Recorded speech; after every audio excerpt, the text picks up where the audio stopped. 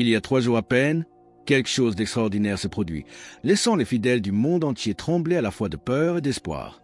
Sur les collines tranquilles de Medjugorje, où le ciel touche la terre depuis des décennies, un signe est apparu qui ne peut être ignoré. La voyante Mirjana Dragicevic a été témoin de quelque chose qui ne s'était jamais produit en 43 ans d'apparition dans ce lieu saint. La Vierge Marie lui est apparue avec des larmes de sang coulant sur son visage, portant un message si urgent qu'il concerne chaque âme sur cette planète. La date qu'elle a révélée résonnera dans l'éternité, 20 décembre 2025. Ce qui se passera ce jour-là a déjà commencé à se manifester d'une manière que la plupart des gens ne peuvent pas encore comprendre. Si vous avez trouvé ce message, ce n'est pas un hasard. Vous avez été appelé à entendre ce que le ciel lui-même essaie désespérément de communiquer à l'humanité dans ces dernières heures de préparation. Les événements que je vais partager avec vous ne sont pas des spéculations.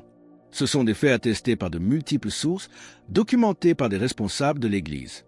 Les larmes de sang qui sont tombées de la statue de la Vierge à Medjugorje le 17 novembre n'étaient pas symboliques, elles étaient réelles. Elles portent un avertissement. Le temps presse. Ce message de préparation est au cœur de notre échange aujourd'hui. Comme petit merci de nous rejoindre, nous offrons un moment de bénédiction partagée. Commentez avec le mot foi si vous êtes ouvert à recevoir une pensée finale spéciale dédiée à tous ceux qui participent. Et s'il vous plaît, appuyez sur « J'aime » si vous appréciez ces moments. Mais avant de continuer, vous devez comprendre une chose cruciale. Ce qui s'est passé à Medjugorje n'était pas un incident isolé. Partout dans le monde, des manifestations similaires se produisent avec une fréquence croissante. De l'Argentine aux Philippines, de l'Irlande au Mexique, les statues de la Vierge Marie ont commencé à pleurer. Pas de l'eau, pas de l'huile, mais du sang. Chaque événement porte le même message, la même date, le même appel urgent à la conversion. Restez bien avec nous, car au fur et à mesure que notre histoire se déroule, nous découvrirons les détails stupéfiants de ce qui s'est passé après l'apparition, y compris le silence inexplicable de la nature et les rêves identiques faits par des centaines d'enfants la même nuit. Mirjana reçoit des apparitions mensuelles depuis 1987, mais ce qui s'est passé le 17 novembre était différent de tout ce qu'elle avait vécu auparavant. Selon les témoins, son visage a pâli en regardant le ciel. Ses lèvres bougeaient dans une prière silencieuse, mais des larmes ont commencé à couler sur ses joues d'une manière qui a alarmé ceux qui l'observaient. L'apparition a duré plus longtemps que d'habitude, près de 25 minutes, pendant lesquelles plusieurs pèlerins ont rapporté avoir vu des éclairs de lumière dans le ciel au-dessus du mont Podbrdo. Quand cela s'est terminé, Mirjana s'est effondrée à genoux, submergée par ce qu'elle avait vu. Le message qu'elle a reçu ce jour-là parle d'un grand réveil spirituel qui commencera le 20 décembre. Mais ce réveil n'arrivera pas en douceur. Il arrivera comme un éclair qui déchire les ténèbres, forçant chaque âme humaine à se confronter à la vérité de sa relation avec Dieu. La Vierge Marie a révélé que cette date marque le début de ce qu'elle appelle l'appel final à la conversion. Mais ce n'est pas tout. Dans les heures qui ont suivi l'apparition, des phénomènes étranges ont commencé à se manifester dans toute la région. Qu'est-ce qui a fait taire les oiseaux à une heure précise? Et quel serait mystérieux que des enfants, sans contact entre eux, ont commencé à faire la nuit même? Dans les heures qui ont suivi cette apparition bouleversante, la nature elle-même a semblé réagir au message du ciel, comme si la création reconnaissait la voix de son créateur. Les résidents locaux ont rapporté un phénomène qui défie toute explication ornithologique. Les oiseaux ont cessé de chanter exactement à 15h33. Ce silence n'était pas aléatoire. Il a duré précisément 7 minutes. Pour le croyant, l'heure de 15h33 résonne profondément. C'est l'heure traditionnelle de la mort du Christ, l'heure de la miséricorde. C'était comme si la nature retenait son souffle en révérence ou en avertissement. Simultanément, les stations météorologiques ont enregistré des perturbations atmosphériques inexplicables avec une pression barométrique fluctuant selon des schémas que les météorologues ne parviennent pas à expliquer. Mais le signe le plus touchant, et peut-être le plus irréfutable, est venu des innocents. La nuit même du 17 novembre, des enfants à travers toute la Bosnie-Herzégovine ont commencé à faire des rêves identiques. Des parents de différents villages, sans aucun contact entre eux, ont rapporté avec stupeur que leurs enfants se réveillaient en parlant d'une belle dame. Cette dame les avait avertis de dire à leur famille de prier davantage et de préparer leur cœur. Des enfants, certains âgés de 5 ans à peine, décrivaient la même figure. Une femme vêtue de bleu et de blanc, des larmes sur le visage, parlant d'une grande lumière arrivant sur le monde.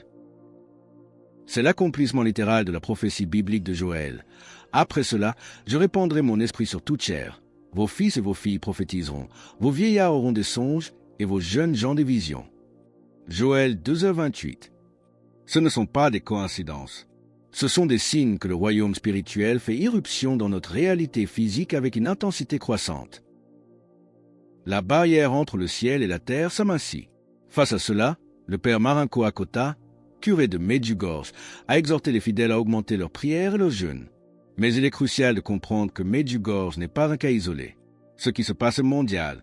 Le 8 novembre, quelques jours avant l'apparition à Miriana, une statue de Notre-Dame de Guadalupe à Mexico a commencé à pleurer.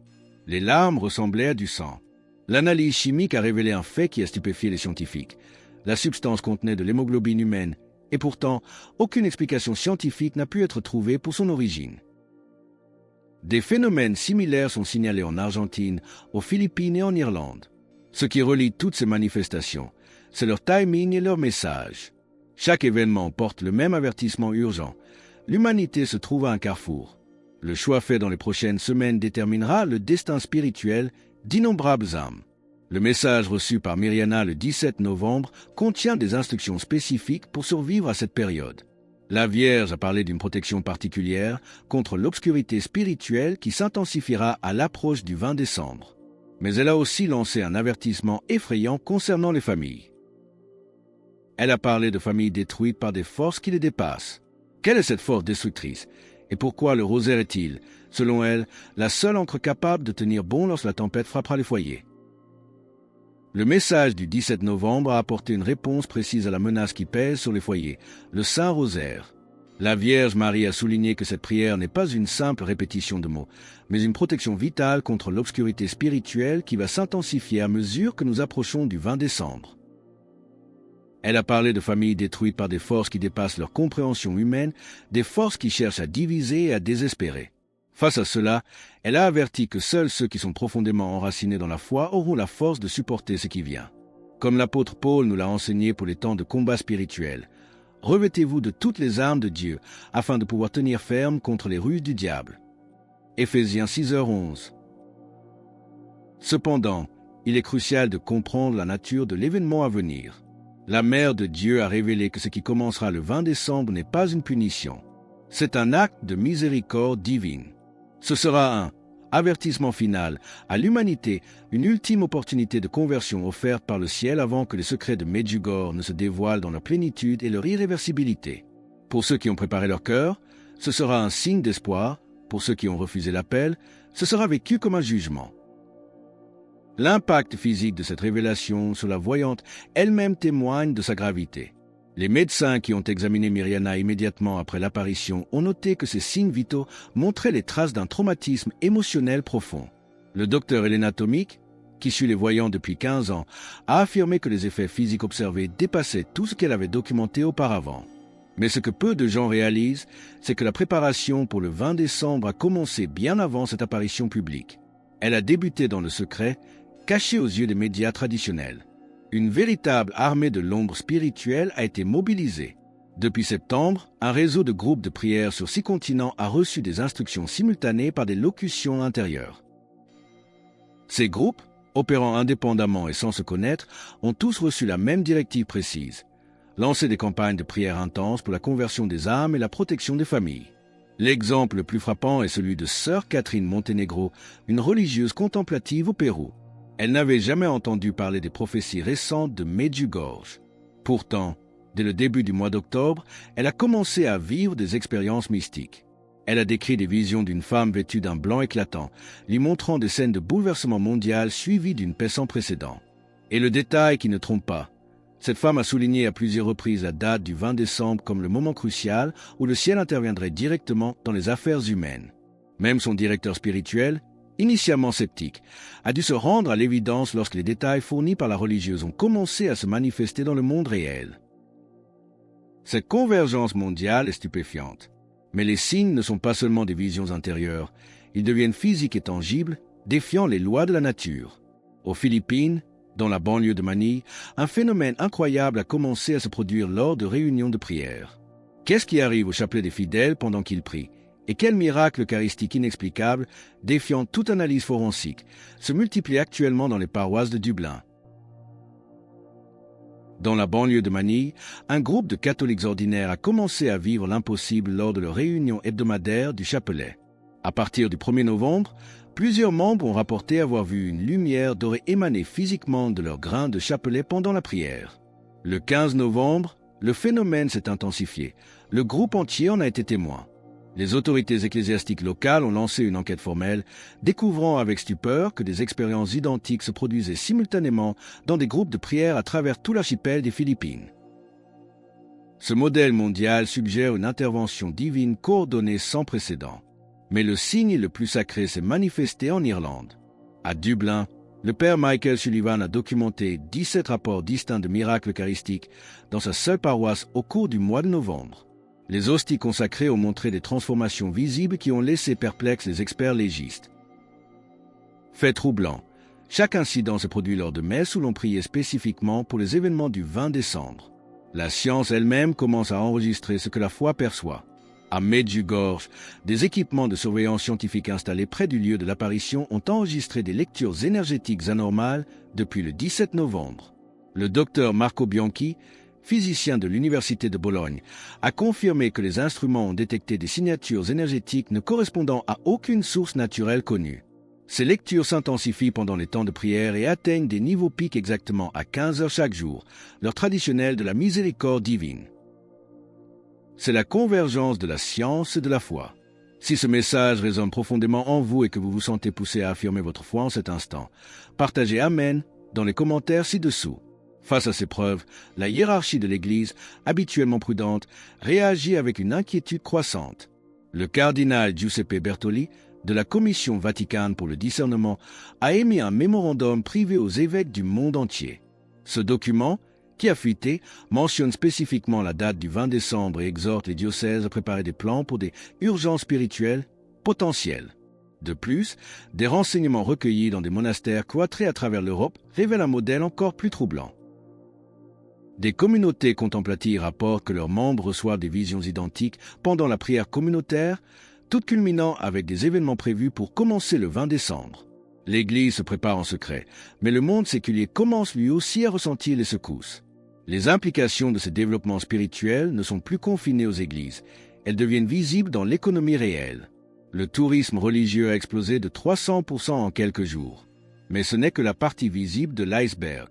Que savent les investisseurs institutionnels que le public ignore et pourquoi les algorithmes des médias sociaux tentent-ils désespérément, mais sans succès, de censurer ces informations? Les implications de ces développements spirituels ne sont plus confinées à la sphère religieuse. Elles deviennent visibles et mesurables dans l'économie réelle. Le tourisme religieux vers les sanctuaires mariaux a explosé de 300% depuis le 17 novembre. Les compagnies aériennes font face à une demande sans précédent, et les hôtels en Bosnie sont complets jusqu'en janvier. Mais ce n'est que la partie visible de l'iceberg.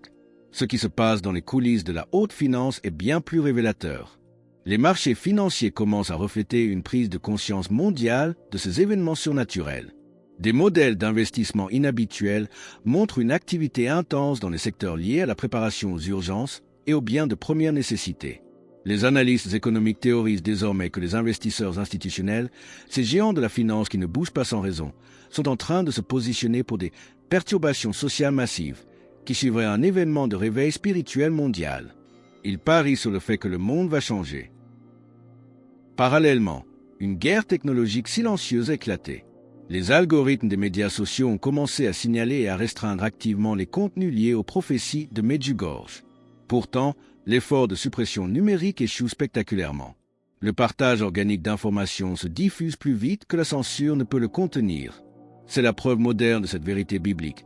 Je souffre jusqu'à être lié comme un malfaiteur. Mais la parole de Dieu n'est pas liée. 2 Timothée 2h9.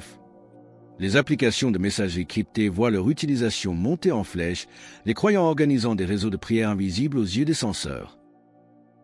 Cette connexion spirituelle traverse même les frontières les plus fermées. Des rapports stupéfiants nous parviennent des réseaux clandestins en Chine. Des dirigeants d'églises de maison, qui ne se connaissent pas, ont reçu des rêves simultanés le 18 novembre. Ils décrivent tous la même image, une femme pleurant des larmes de sang et parlant du 20 décembre comme d'un jour de libération. Face à cette mobilisation mondiale de l'esprit, les gouvernements s'inquiètent. Les services de renseignement de plusieurs nations documentent cette activité inhabituelle. En privé, les fonctionnaires expriment leurs préoccupations concernant des interruptions sociales potentielles. Si des millions de personnes s'attendent à des miracles à une date précise, l'ordre public pourrait basculer. Des plans d'urgence pour le contrôle des foules sont discrètement mis en place dans les pays à forte population catholique. Le monde séculier se prépare à une crise, tandis que les fidèles se préparent à la grâce. Pour rejoindre notre communauté et ne manquer aucune histoire inspirante qui nous aide à discerner les signes des temps, pensez à cliquer sur j'aime et à vous abonner. Mais alors que les politiques et les financiers s'agitent, un autre groupe de professionnels est confronté à l'inexplicable. Les médecins du monde entier commencent à documenter des phénomènes de guérison qui défient toute logique scientifique. Depuis le 17 novembre, les aumôniers d'hôpitaux rapportent des récupérations spontanées chez des patients ayant prié spécifiquement en lien avec la date du 20 décembre. L'establishment médical reste officiellement sceptique, mais en privé, l'inquiétude grandit. Comment expliquer ces cas anormaux? Et plus mystérieux encore, que ça les enfants? Pourquoi des milliers d'enfants, sans aucun contact entre eux, font-ils les mêmes rêves et démontrent-ils une connaissance théologique qui dépasse de loin leur âge, laissant les psychologues sans réponse? Ce qui déroute le plus la communauté scientifique, c'est la réaction de ces enfants. Les psychologues pour enfants qui étudient ces cas notent avec stupéfaction que ces jeunes, malgré les visions intenses qu'ils décrivent, ne montrent aucun signe de traumatisme psychologique. Au contraire, là où la logique humaine s'attendrait à de la peur, ils manifestent une paix et une maturité insolites. Lorsqu'ils parlent de sujets spirituels, en particulier de la prière et de l'unité familiale, ils s'expriment avec une sagesse qui dépasse de loin leur âge. C'est comme si leur innocence leur permettait d'accueillir sans filtre la lumière que les adultes peinent à regarder. À mesure que nous approchons du 20 décembre, l'intensité de ces manifestations surnaturelles continue d'accélérer. Mais ce que peu de gens comprennent encore, c'est que le réveil spirituel promis ne se manifestera pas comme un spectacle pyrotechnique extérieur. La Vierge Marie a révélé à Mirjana que cette date marque l'ouverture d'une fenêtre de grâce. Durant cette période, chaque âme humaine fera l'expérience d'une illumination intérieure. Ce ne sera pas vu dans le ciel, mais ressenti dans la chair. Ce sera un moment de vérité absolue où chacun verra, sans filtre ni excuse, l'état réel de sa relation avec le divin. Cette illumination se produira par une rencontre intime dans les profondeurs de la conscience de chaque personne. C'est l'accomplissement de ce que l'Écriture nous dit. Nulle créature n'est cachée devant lui, mais tout est à nu et à découvert aux yeux de celui à qui nous devons rendre compte. Hébreux 4:13. La préparation pour cet événement mondial a été orchestrée par le ciel bien avant que les médias ne s'en emparent à travers des incidents apparemment sans lien. Des groupes de prière, formés spontanément dès octobre, se comptent maintenant par milliers sur chaque continent. Ces communautés, guidées par l'inspiration intérieure plutôt que par une organisation humaine, ont préparé l'atmosphère spirituelle par une intercession intense. L'un des exemples les plus frappants est celui du père Thomas Mackenzie, un curé d'une zone rurale du Montana. Il n'avait jamais visité Medjugorje. Pourtant, le 19 novembre, durant ses prières matinales, il a reçu des instructions claires et indéniables. Il devait préparer ses paroissiens pour ce qu'il a défini comme un examen de conscience collectif qui se vérifierait le 20 décembre. Sa congrégation, d'abord sceptique, a commencé à vivre ses propres expériences spirituelles après avoir suivi ses conseils de jeûne et de prière. Pour rejoindre notre communauté et ne manquer aucune histoire inspirante sur ces signes des temps, pensez à cliquer sur « J'aime » et à vous abonner. Ce phénomène traverse même les frontières confessionnelles. En Corée du Sud, des ministres protestants rapportent une unité inhabituelle dans la prière, leurs fidèles se réunissant spontanément pour des sessions de culte prolongées centrées sur cette même date. À New York, des rabbins ont documenté une augmentation inexplicable de la fréquentation des synagogues, avec des fidèles exprimant une urgence spirituelle concernant le mois à venir. Les larmes de sang qui ont coulé du visage de la Vierge à Medjugorje le 17 novembre n'étaient pas seulement des signes. Elles marquaient l'ouverture du chapitre final de la miséricorde du ciel pour notre génération. Avec exactement 30 jours restants avant le 20 décembre, la phase de préparation touche à sa fin. Le temps de la révélation approche. Les rêves des enfants, les guérisons miraculeuses et l'unité sans précédent dans la prière pointent tous vers une vérité indéniable. Quelque chose d'extraordinaire nous attend. Mais la question cruciale demeure, vivrons-nous ce moment comme une miséricorde divine ou comme un jugement spirituel? La réponse dépend entièrement de l'état de notre cœur au moment où la fenêtre s'ouvrira. Les larmes de sang qui ont coulé du visage de la Vierge à Medjugorje le 17 novembre n'étaient pas seulement des signes isolés. Elles marquaient l'ouverture solennelle du chapitre final de la miséricorde du ciel pour notre génération. Avec exactement 30 jours restants avant la date prophétique du 20 décembre, la phase de préparation spirituelle touche irrévocablement à sa fin. Le temps de la révélation approche. Ce que nous voyons se dérouler sous nos yeux dépasse l'entendement humain ordinaire. Les manifestations globales, les rêves identiques faits par des milliers d'enfants, les guérisons miraculeuses défiant la science et cette unité sans précédent dans la prière qui traverse toutes les confessions, tout cela pointe vers une seule et inéluctable vérité. Quelque chose d'extraordinaire nous attend. Ce ne sera pas un spectacle pour les yeux, mais une rencontre pour l'âme. Cependant, la question cruciale qui doit hanter chaque conscience est celle-ci.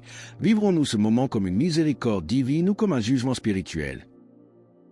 Ce ne sera pas Dieu qui nous jugera ce jour-là, mais notre propre vérité intérieure face à sa lumière. La réponse dépend entièrement, et uniquement, de l'état de notre cœur au moment précis où cette fenêtre de grâce s'ouvrira. Il n'y aura plus de place pour les masques, plus de place pour les excuses. C'est le moment de vérité que l'humanité attend depuis des siècles. C'est ici que l'Écriture sainte nous offre la clé pour naviguer dans cette tempête, nous rappelant que le pouvoir de décision nous appartient encore. J'en prends aujourd'hui à témoin contre vous le ciel et la terre. J'ai mis devant toi la vie et la mort, la bénédiction et la malédiction. Choisis la vie afin que tu vives, toi et ta postérité. Deutéronome 30, 19. Ce choix de la vie, c'est le choix de la prière, de la conversion et de l'amour, maintenant, avant que l'heure ne sonne. La Mère de Dieu a donné son avertissement avec des larmes de sang. Le ciel a parlé avec une clarté que nul ne peut plus ignorer. La fenêtre est ouverte, la main est tendue. Maintenant, l'humanité doit choisir. Alors que nous concluons sur cet ultimatum divin et ses promesses de grâce, nous vous invitons à déclarer votre foi et votre choix pour la lumière. Commentez « Jésus est roi ci-dessous » pour affirmer cette vérité avec nous. Et votre parcours ne doit pas s'arrêter ici. Cliquez sur la vidéo qui apparaît maintenant sur votre écran pour un autre message puissant que nous avons préparé pour vous.